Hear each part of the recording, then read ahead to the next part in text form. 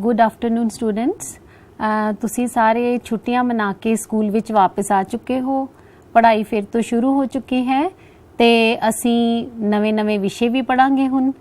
ते अज बच्चों असी एक नवा विषय करन जा रहे हाँ जिसका नाम है एक चल वाले रेखी समीकरण। तुसी अपने टीवी स्क्रीन ते देख रहे होगे कि तुसी दो तराजू या बैलेंस भी देख रहे हो।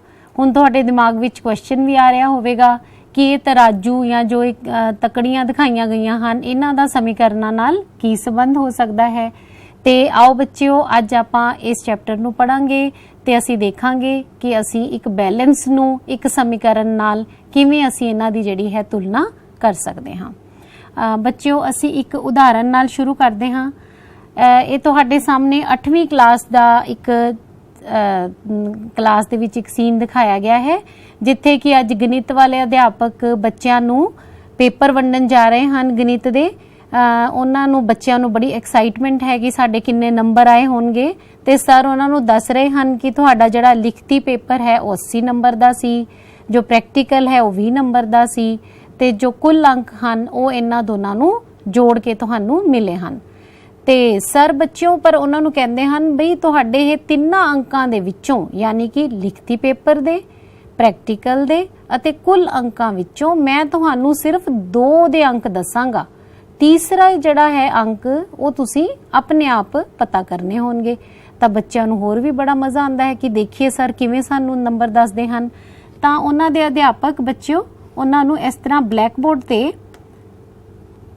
उन्हां लई एक लिस्ट तैयार करदे हन जिहदे विच कि सब तो पहला रोल नंबर, फिर लिखती पेपर विच प्राप्त अंक, प्रैक्टिकल विच अंक ते कुल अंक है जिहड़े उन्हां ने लिखे हन। लिखती पेपर 80 विचों, प्रैक्टिकल 20 विचों ते कुल अंक 100 विचों दिखाणगे। सब तो पहला रोल नंबर 1 दे अंक लिखदे हन बच्चों। तुसी देखो एक रोल नंबर दे 53 अंक लिखती पेपर विच हन ते प्रैक्टिकल विच उत्थे क्वेश्चन मार्क सर ने लगा दिता है ते कुल अंक उस बच्चे दे 100 विचों 70 हन। तां बच्चों तुसी पता कर सकते हो कि उसदे प्रैक्टिकल विचों किन्ने नंबर आए होणगे। हाँ जी बिल्कुल सोचो, 53 लिखती विचों हन ते उस विच असीं की जोड़िए कि उसदे कुल अंक 70 बन जाण। बिल्कुल ठीक, शाबाश, तुहाडा आंसर 17 अंक उसने प्रैक्टिकल विचों हासिल कीते हन। उसी तरह रोल नंबर 2 दे सर दसदे हन कि प्रैक्टिकल विचों 18 अंक हन जबकि लिखती पेपर दे नीचे उन्होंने क्वेश्चन मार्क लगा दिता है ते कुल अंक किन्ने हन 88। तां बच्चों की आपां दस सकते हाँ कि लिखती पेपर विचों उस बच्चे ने किन्ने अंक प्राप्त किए होणगे। हाँ जी किवें पता करांगे असी? बिल्कुल ठीक, 88 विचों असी 18 माइनस करके देख लए तां सानूं पता लग गया कि लिखती पेपर विच बच्चे ने किन्ने अंक प्राप्त किए हन 70। उसी तरह 3 रोल नंबर लिए भी सर दिखाते हैं कि लिखती पेपर विचों 65 अंक हैं, प्रैक्टिकल विचों 19 हैं। तां हुण उसदे कुल अंक किन्ने होणगे आपां बड़े आराम नाल इस गल नूं पता कर सकते हाँ किन्ने अंक होणगे उसदे 84 अंक होणगे। उसी तरह बच्चों 4 रोल नंबर दे भी लिखते हैं सर कि लिखती पेपर विच 50 अंक हैं पर प्रैक्टिकल विचों अंक नहीं दसदे लेकिन कुल अंक साडे कोल किन्ने हैं उस बच्चे दे 63 हैं। तां असी दस सकते हाँ कि प्रैक्टिकल विच किन्ने अंक उस बच्चे ने प्राप्त किए हैं 13। तां बच्चों तुसी देख रहे हो कि अजिहियां होर असी आम जीवन विच बहुत उदाहरणा करते हाँ जिथे कि सानू कोई एक कंडीशन मिली हुंदी है ते असी उहदे विच कंडीशन दी वरतों करके असी कोई अज्ञात जो मुल है वह पता कर लेंदे हाँ। जिवें कि हुण तुसी देख रहे हो साडे कोल इस उदाहरण दे विच 4 रोल नंबरां दे विच हरेक दे विच साडे कोल कुछ ना कुछ अज्ञात मुल सी जो कि असी पता कर ले क्योंकि सानू कंडीशन की पता सी कि उन्हां दा जोड़ साडे कोल दिता होया सी। उस कंडीशन दी वरतों करके असी मुल पता कर ले। तां आओ बच्चों असी कुछ दोहराई करदे हां जिहड़ा कि तुसी पहलां 6वीं 7वीं विच पढ़िया होया है पर अज दे चैप्टर लई इस नूं दोहराना भी बहुत जरूरी है। सब तो पहला असी चैप्टर का नाम एक बार फिर सुनते हाँ एक चल वाले रेखी समीकरण। तो सब तो पहला असी एक शब्द पढ़िया चल। वो की हुंदा है? चल नूं असी इंग्लिश विच बच्चों वेरीएबल भी कहते हाँ। तो चल की हुंदा है बच्चों? चल या वेरीएबल की जो बदल सकता है, जिसका मुल बदलिया जा सकता है। एक चल वख-वख संख्यात्मक मुल लै सकता है। ते बच्चों असी इसनूं ਕਿਵੇਂ ਦਰਸਾਉਂਦੇ ਕਿਵੇਂ ਹਾਂ x y z l m n p ਆਦि ਨਾਲ, यानी कि इंग्लिश ਦੇ जो अल्फाबेट्स ਹੁੰਦੇ ਹੈ ਉਹ ਜਿਹੜੇ ਛੋਟੇ ਲੈਟਰਸ ਅਸੀਂ ਲਿਖਦੇ ਹਾਂ ਸਮਾਲ ABC ਦੇ ਵਿੱਚੋਂ ਅਸੀਂ ਲੈ ਕੇ ਉਹਨਾਂ ਨਾਲ ਅਸੀਂ ਇਹਨਾਂ ਨੂੰ ਦਰਸਾਉਂਦੇ ਹਾਂ।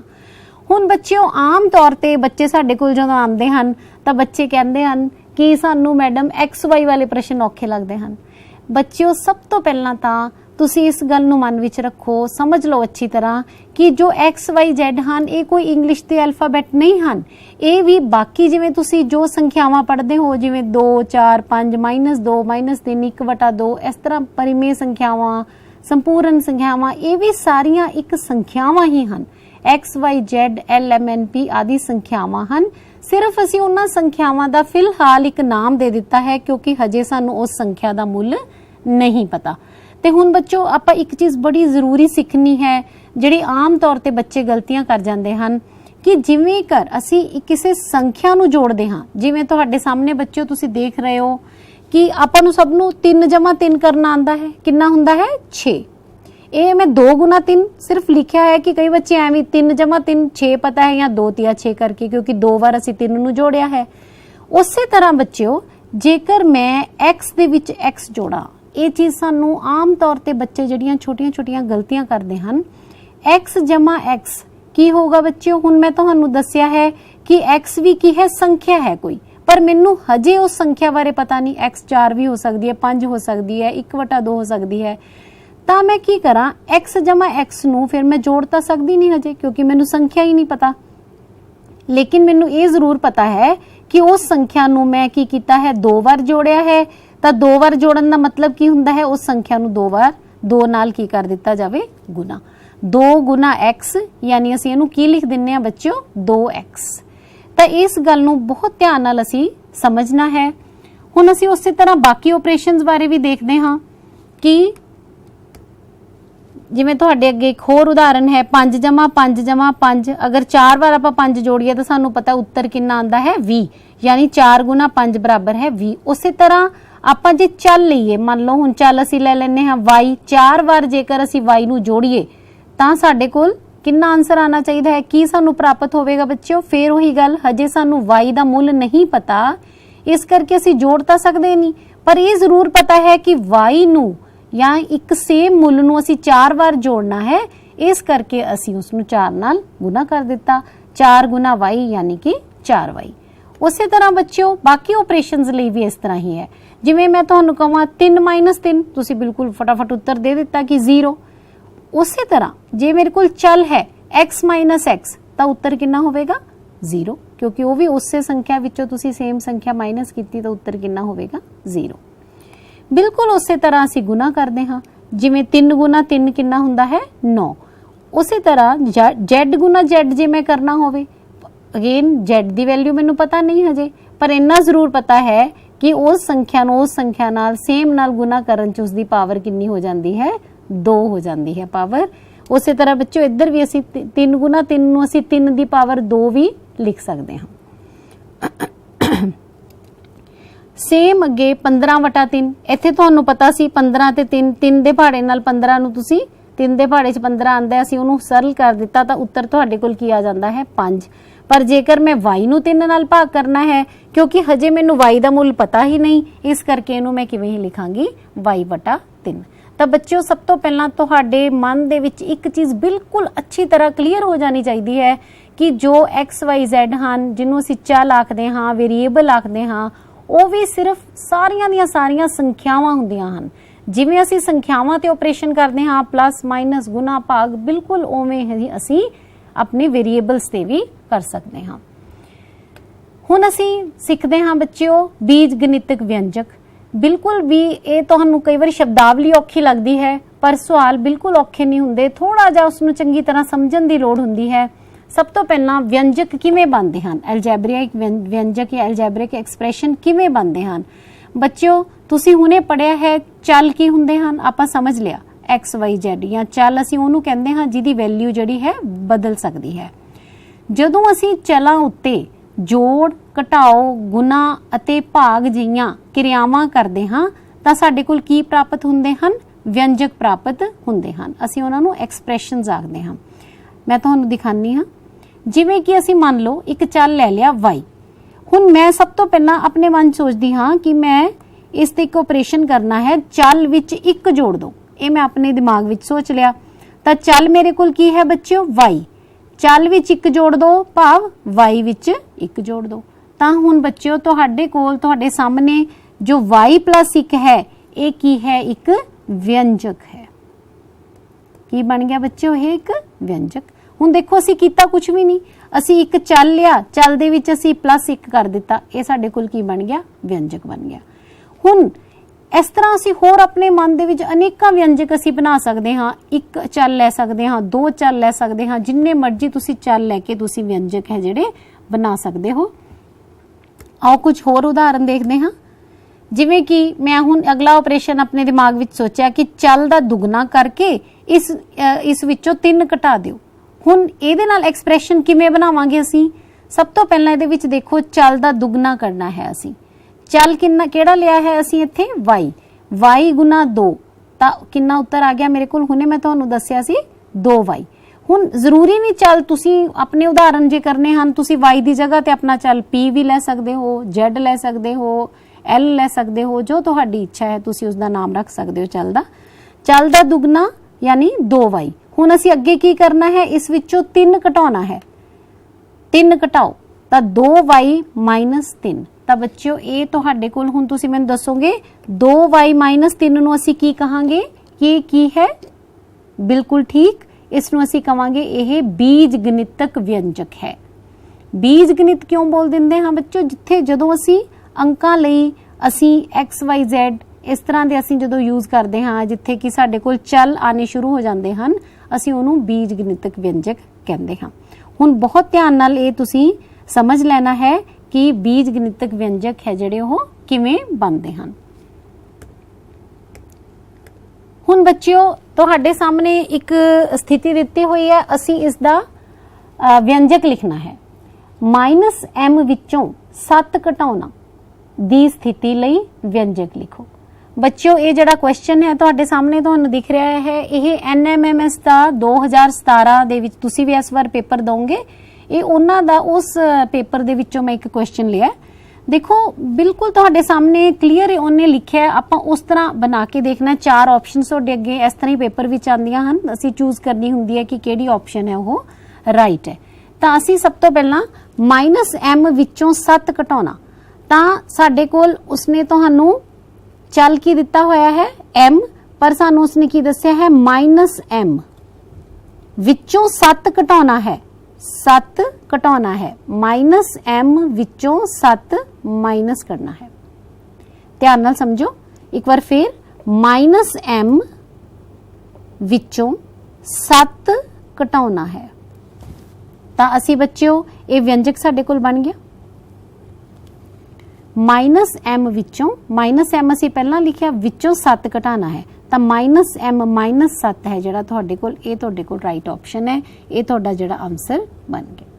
ਤਾਂ ਇਸ ਤਰ੍ਹਾਂ ਦੇ ਕੁਐਸਚਨ ਵੀ ਬੱਚਿਓ ਸਾਨੂੰ ਪੇਪਰ ਦੇ ਵਿੱਚ ਵੀ ਆਉਂਦੇ ਹਨ, ਵਿਅੰਜਕ ਬਣਾਉਣਾ ਕੀ, ਔਰ ਵਿਅੰਜਕ ਜੇ ਤੁਹਾਨੂੰ ਬਣਾਉਣੇ ਆਣਗੇ ਤਾਂ ਹੀ ਤੁਸੀਂ ਅੱਗੇ ਆਪਣੀਆਂ ਸਮੀਕਰਨਾਂ ਹੈਗੀਆਂ ਜਿਹੜੀਆਂ ਉਹ ਹੱਲ ਕਰ ਸਕਦੇ ਹੋ। ਆਓ ਅੱਗੇ ਅਸੀਂ ਦੇਖਦੇ ਹਾਂ ਕਿ ਸਮੀਕਰਨ ਕੀ ਹੁੰਦੀ ਹੈ। ਆਪਣਾ ਅੱਜ ਦਾ ਵਿਸ਼ਾ ਕੀ ਸੀ, ਇੱਕ ਚੱਲ ਵਾਲੇ ਰੇਖੀ ਸਮੀਕਰਨ। ਅਸੀਂ ਚੱਲ ਸਮਝ ਲਿਆ, ਤਾਂ ਹੁਣ ਅਸੀਂ ਸਮਝਦੇ ਹਾਂ ਕਿ ਸਮੀਕਰਨ ਕੀ ਹੁੰਦੀ ਹੈ ਬੱਚਿਓ। ਸਮੀਕਰਨ ਚੱਲ ਤੇ ਇੱਕ ਸ਼ਰਤ ਜਾਂ ਪ੍ਰਤੀਬੰਧ ਹੁੰਦਾ ਹੈ। ਜਿਵੇਂ ਕਿ x + 4 ਇੱਕ ਵਿਅੰਜਕ ਹੈ ਜਿਸ ਦੇ ਵੱਖ-ਵੱਖ ਮੁੱਲ ਹੋ ਸਕਦੇ ਹਨ। ਸਭ ਤੋਂ ਪਹਿਲਾਂ ਆਪਾਂ 1 ਮਿੰਟ ਲਈ ਫਿਰ ਡੈਫੀਨੇਸ਼ਨ ਧਿਆਨ ਨਾਲ ਦੇਖਦੇ ਹਾਂ ਬੱਚਿਓ। ਸਮੀਕਰਨ ਚੱਲ ਤੇ, ਚੱਲ ਆਪਾਂ x y z ਕੁਝ ਵੀ ਲੈ ਲੈਂਦੇ ਹਾਂ, ਉਸ ਤੇ ਇੱਕ ਸ਼ਰਤ ਜਾਂ ਪ੍ਰਤੀਬੰਧ ਹੁੰਦੀ ਹੈ। ਹੁਣ ਆਪਾਂ ਇਸ ਦਾ ਮੀਨਿੰਗ ਸਮਝਣਾ ਹੈ, ਪ੍ਰਤੀਬੰਧ ਜਾਂ ਸ਼ਰਤ ਦਾ ਕੀ ਮੀਨਿੰਗ ਹੈ। ਬੱਚਿਓ ਅੱਗੇ ਤੁਹਾਨੂੰ ਇੱਕ ਉਦਾਹਰਨ, ਬੜੀ ਸਿੰਪਲ ਇੱਕ ਉਦਾਹਰਨ ਲਈ ਹੈ।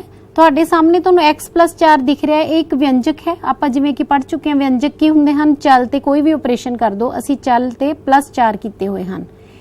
ਹੁਣ ਇਸ ਦੇ ਵੱਖ-ਵੱਖ ਮੁੱਲ ਹੋ ਸਕਦੇ ਹਨ। ਕਿਵੇਂ ਹੋ ਸਕਦੇ ਹਨ ਵੱਖ-ਵੱਖ ਮੁੱਲ ਬੱਚਿਓ? x + 4 ਦੇ ਵਿੱਚ x ਕੀ ਹੈ, ਚੱਲ ਹੈ। ਜੇ ਮੈਂ x ਦਾ ਮੁੱਲ 1 ਲੈ ਲਵਾਂਗੀ ਤਾਂ ਇਹ ਤੁਹਾਡੇ ਕੋਲ ਐਕਸਪ੍ਰੈਸ਼ਨ ਦਾ ਮੁੱਲ ਕੀ ਹੋ ਜਾਵੇਗਾ, 5। ਜੇ ਮੈਂ x ਦਾ ਮੁੱਲ 2 ਲੈ ਲੈਂਦੀ ਹਾਂ ਤਾਂ ਇਸ ਦਾ ਮੁੱਲ ਕੀ ਹੋ ਜਾਵੇਗਾ, 6। ਤਾਂ ਇਹ ਜਿਹੜਾ ਤੁਸੀਂ ਦੇਖੋ कि जिवें जिवें x ਦਾ ਮੁੱਲ ਬਦਲਿਆ ਜਾਏਗਾ ਉਸੇ ਤਰ੍ਹਾਂ ਤੁਹਾਡੇ ਕੋਲ ਵਿਅੰਜਕ ਦਾ ਮੁੱਲ ਵੀ ਬਦਲਿਆ ਜਾਵੇਗਾ। ਤਾਂ ਹੁਣ ਅਸੀਂ ਦੇਖਦੇ ਹਾਂ ਅਸੀਂ ਇਸ ਵਿਅੰਜਕ ਤੇ ਕੀ ਇੱਕ ਸ਼ਰਤ ਜਾਂ ਇੱਕ ਪ੍ਰਤੀਬੰਧ ਕਿਵੇਂ ਲਗਾ ਸਕਦੇ ਹਾਂ, ਅਸੀਂ ਉਸ ਨੂੰ ਦੇਖਦੇ ਹਾਂ ਬੱਚਿਓ। आओ इस ते असी एक प्रतिबंध लगाइए। किवें लगा रहे हाँ, x विच 4 जोड़न ते 10 प्राप्त होना चाहिए है। हुण तुसी जे ध्यान नाल देखो x विच 4 जोड़न ते तां साडे कोल की प्राप्त हो गया, व्यंजक। अगे वो कहंदा है 10 प्राप्त होना चाहिए है। ये साडे कोल की बन गई बच्चों, प्रतिबंध, एक शर्त उस ते लग गई, व्यंजक ते लग गई, चल ते लग गई कि प्राप्त होने ते x विच 4 जोड़न ते सानू की प्राप्त होना चाहिए है, 10 प्राप्त होना चाहिए है।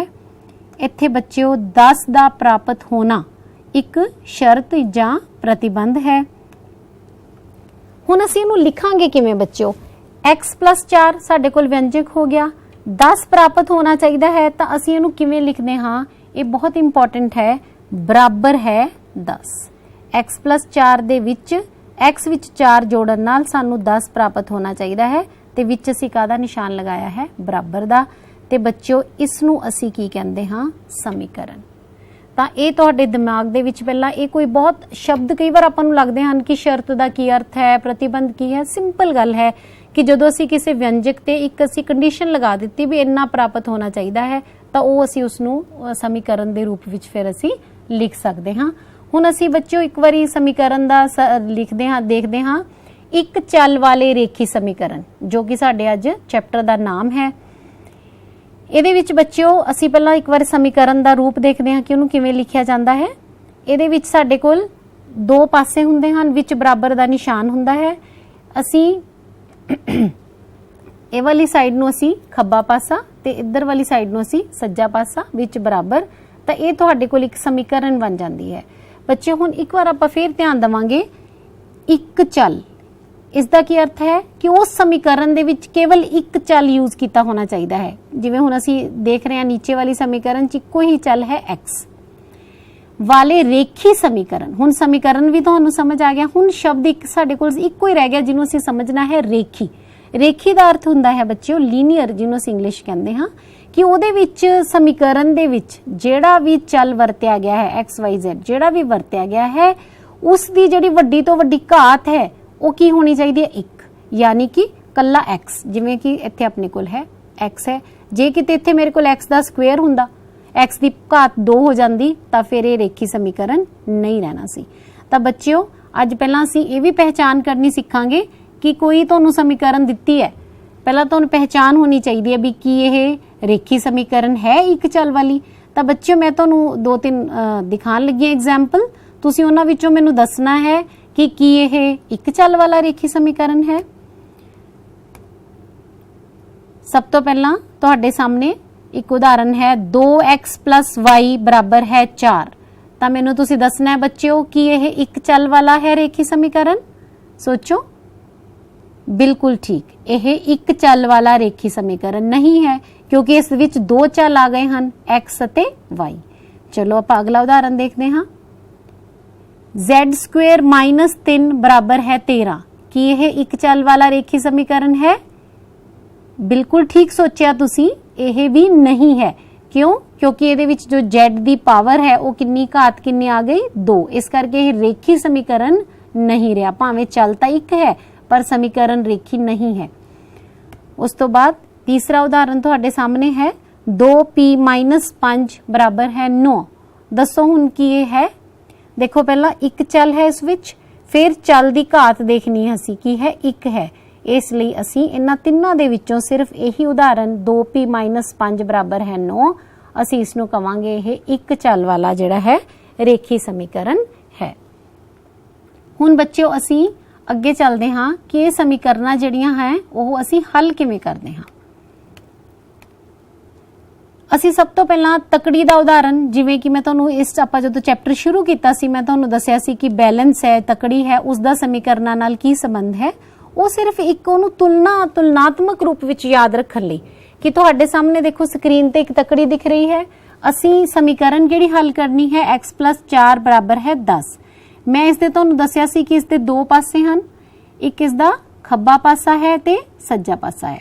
मैं इन्हां दोनों नूं इस तकड़ी दे दोनों पासियां ते रख दिंदी हाँ बच्चों। देखो किवें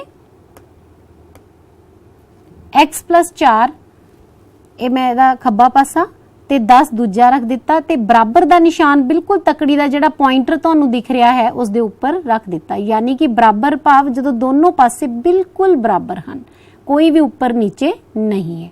तो बच्चों असी हुण इहनूं हल करन दा मतलब की हुंदा है, समीकरण हल करन दा अर्थ की हुंदा है कि असी x दा ओ मुल पता करना है जिस लई, क्योंकि इत्थे x हुण साडे कोल चल है, सानू अजे तक इसदा मुल पता नहीं है। तो असी की करना है, x दा मुल असी इहो जिहा पता करना है ताकि इहदे जिहड़े पासे है वो तकड़ी दे बराबर रहन। हुण कई बच्चों ने तो देख के अंदाजा लगा लिया होना है कि x की जगह ते की होना चाहिए है, बिल्कुल ठीक। पर आपां इहदे असी स्टैप देखदे हां कि असी इहनूं किवें हल करदे हां।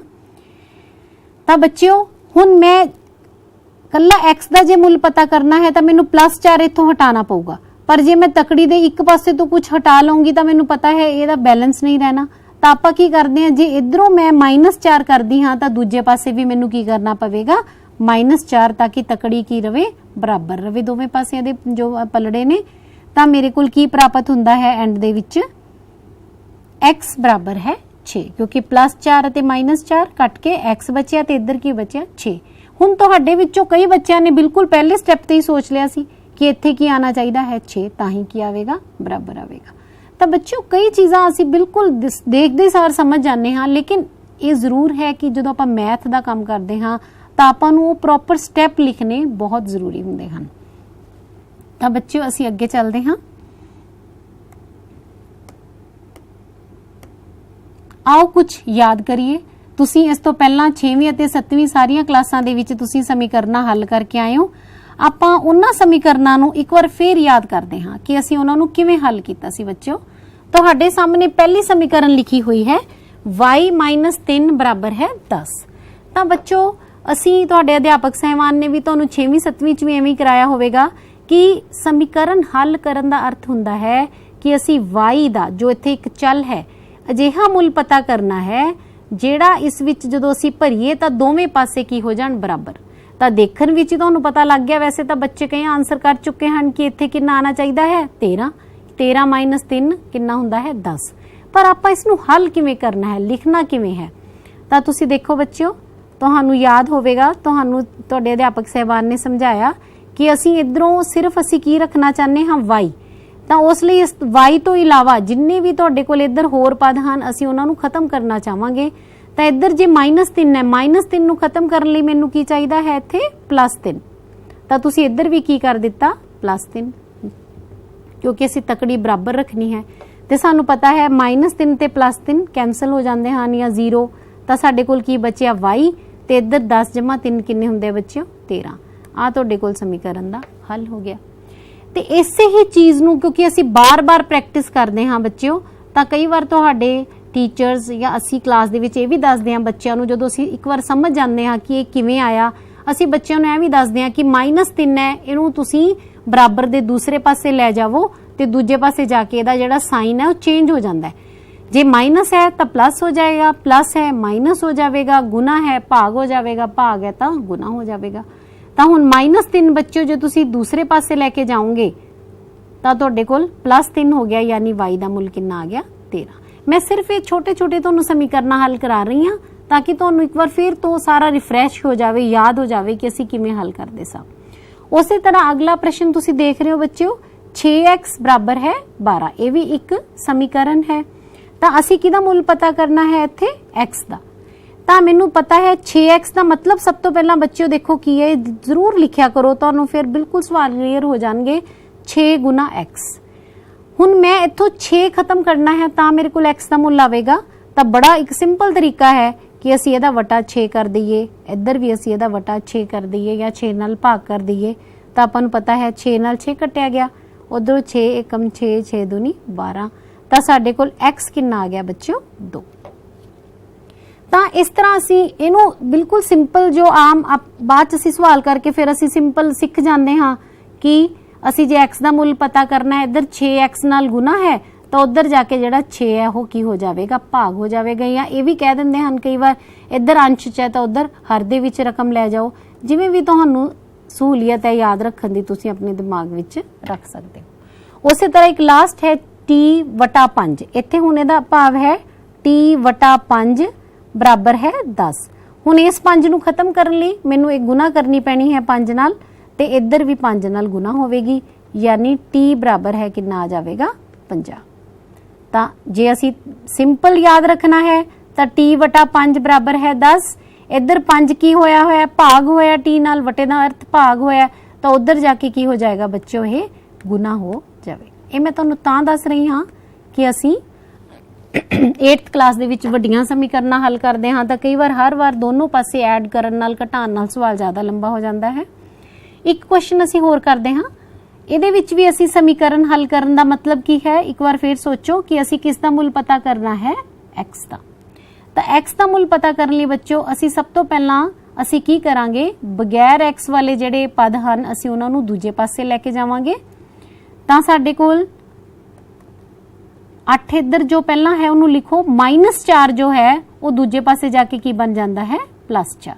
या जे तो उवें स्टैप याद हैं कि दोवें पासे 4 जोड़ो तो भी बिल्कुल ठीक है। तो तुहाडे कोल की बन गया 2x बराबर है 12। तो हुण असी की पता करना है x दा मुल, ते सानू फिर अपना स्टैप असी इत्थे याद रखांगे। असी इत्थे देखिया सी /2, तो कट के तुहाडे कोल आंसर कितना आ जाता है 6। तो बच्चों असी ये छोटिया छोटिया अज समीकरण भी हल इसे करके कीतियां हन ताकि तुहानू पिछला अपना सारा जो 6वीं 7वीं विच पढ़िया है वो एक बार अच्छी तरह नाल याद भी आ जाएगा, ते असी अगे अपनिया समीकरण हल करते हाँ। हुण असी 8वीं जमात की तुहाडी एक उदाहरण लैंदे हाँ बच्चों, x/3 + 1 बराबर है 7/15। हुण आम तौर पर मैं असी ऑब्जर्व करते हैं जदों वटे वाले सवाल आ जाते हैं बच्चे थोड़ा घबरा जाते हैं। बच्चों बिल्कुल घबराने की लोड़ नहीं, जिवें असी आम परमेय संख्यावां दा जोड़ घटाओ करते आ रहे हैं उवें सवाल होना है। ਇਹਦੇ ਵਿੱਚ बच्चों चल तुहानू दिख रहा है कि है x, तो असी x का मुल पता करना है, यानी x नू असी इसे पासे रख के बाकी जो इसके पद हैं जो होर संख्यावां हैं दूसरे पासे लै जानियां हैं। तो बड़ा सिंपल है बच्चों, दूजे पासे 7/15 ऑलरेडी लिखा है, +1 तुहाडे कोल की हो जाए उधर जाके -1। तो बच्चों पहला असीं इहनूं हल करते हैं। हुण आ सवाल तुहानू हल करना आंदा है, असीं 7वीं च बड़ी अच्छी तरह नाल परमेय संख्यावां सीख के आए हाँ। तो अपने कोल किवें हल होएगा, सब तो पहला 15 ते 1 दा तुसीं एलसीएम लो, कितना होगा 15, 7 माइनस इत्थे की आ जाएगा 15 कम 15। तो साडे कोल x/3 बराबर है एक ही आ गया -8/15। ठीक है बच्चों। तो हुण असी की मुल पता करना है किसदा, x दा। तो इधर हुण 3 तुहाडे कोल हर दे विच है या ये कह लो भाग होया है, तो उधर जाके की हो जाएगा गुना। तो साडे कोल 3 एकम 3, 3 5 15। तो x का मुल तुहाडे कोल कितना आ जाता है बच्चों -8/5 तुहाडे कोल मुल आ जाएगा। उस तरह बच्चों असी कुछ होर प्रश्न देखते हाँ। एक बड़ा ही इंपॉर्टेंट क्वेश्चन है, 3 लगातार संपूर्ण संख्यावां दा जोड़फल 51 है, संपूर्ण संख्यावां पता करो। बच्चों आम तौर पर ਜਦੋਂ इस तरह के प्रश्न आ जाते हैं जिन्हों कि असी वर्ड प्रॉब्लम्स कहते हाँ, उहदे विच बच्चे काफ़ी गलतियां कर जाते हैं। बच्चों इहदा एक रूल है, सब तो पहला बड़े ध्यान नाल रकम पढ़ो कि रकम दे विच स्टेटमेंट दे विच तुहानूं की दिता होया है, उसके हिसाब नाल तुसीं चाहे अपना एक रफ वर्क कर लो। पहला देखो कि असी की पता करना है, की कंडीशन दिती हुई है, ते साडे कोल समीकरण किवें बनेगी। 3 लगातार संपूर्ण संख्यावां दी गल कर रहा हो, तो सब तो पहला लगातार संपूर्ण संख्यावां, लगातार दा अर्थ की है। संपूर्ण संख्यावां आपां नूं जिवें पता है -0 ते प्लस वालियां, असी एक उदाहरण लैके बच्चों देख लिया करो, बड़ा ईजी हो जाता है। जिवें मान लो मैं संख्या ले ली 6, तो 3 लगातार दा अर्थ की होवेगा, 6 तो अगली संख्या की है 7, उस तो लगातार की है 8, तो 3 लगातार ये संख्यावां हो गया। ये सिर्फ मैं एक उदाहरण लिया ताकि तुहानूं समझ आ जाए।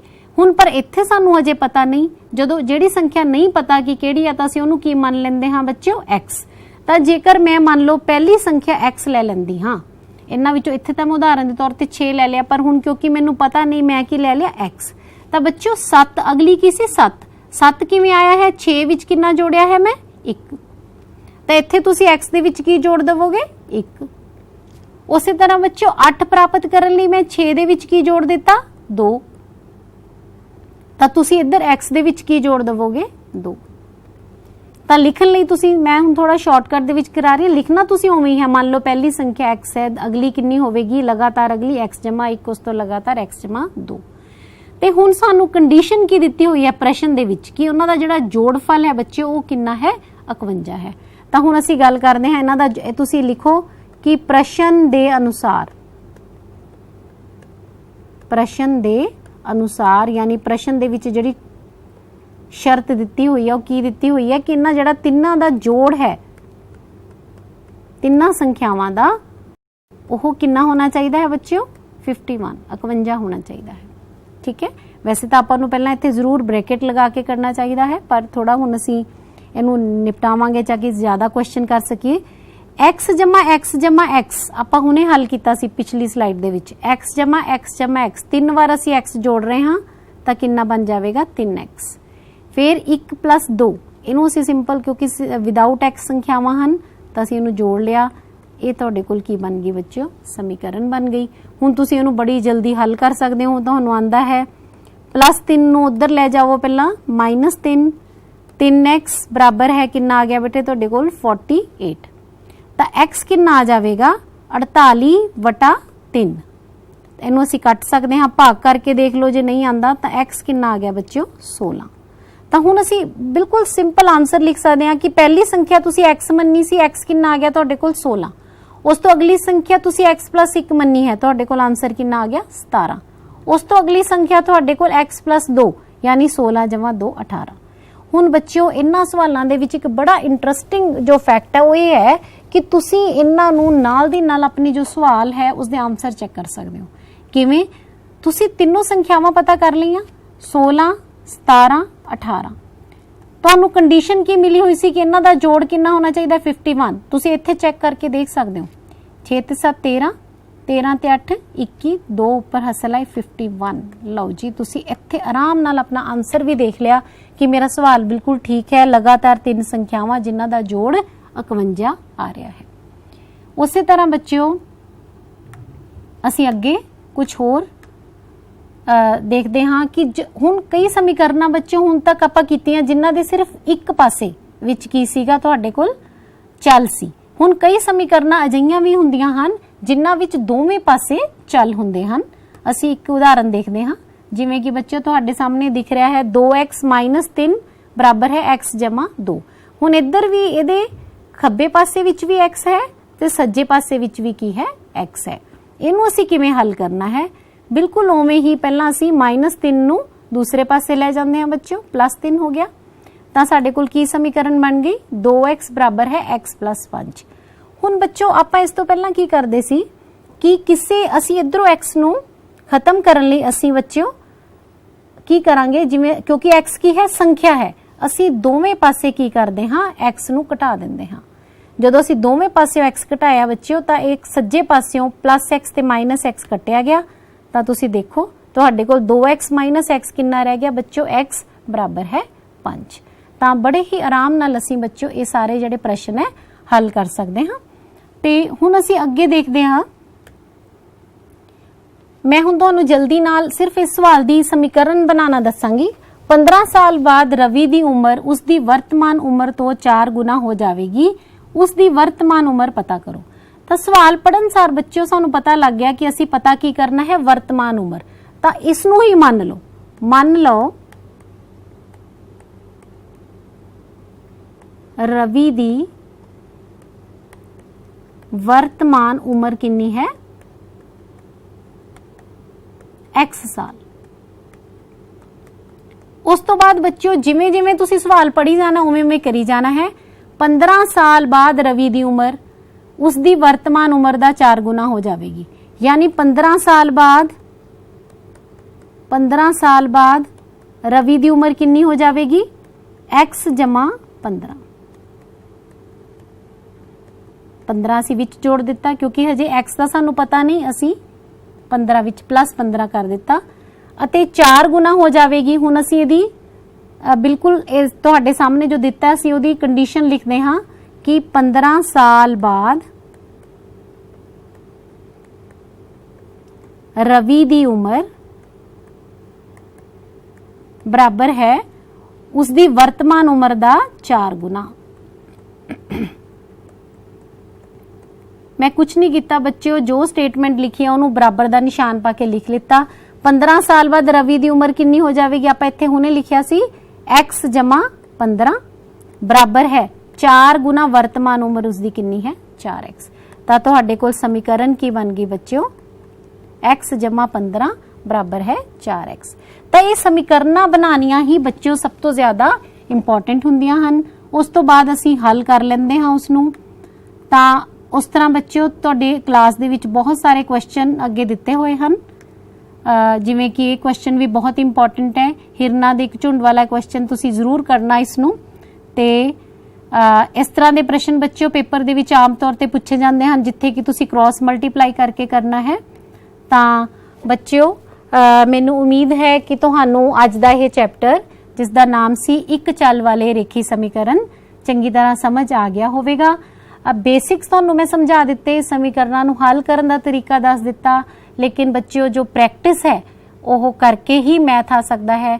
तुहाडे इस चैप्टर दे विच खास तौर पे बहुत अच्छे क्वेश्चंस, वर्ड प्रॉब्लम्स ते सिंपल समीकरण दित्तियां हन। तुसीं उसनू हल करके देखो। जो तुहानू किते कोई प्रॉब्लम आंदी है तुसीं अपने अध्यापक साहिबान नू पुछो, तां तुहानू ये जिहड़ा चैप्टर चंगी तरह समझ भी आ जाएगा ते तुहानू अगलियां जमातां लई भी बहुत यूजफुल होवेगा। थैंक यू बच्चों।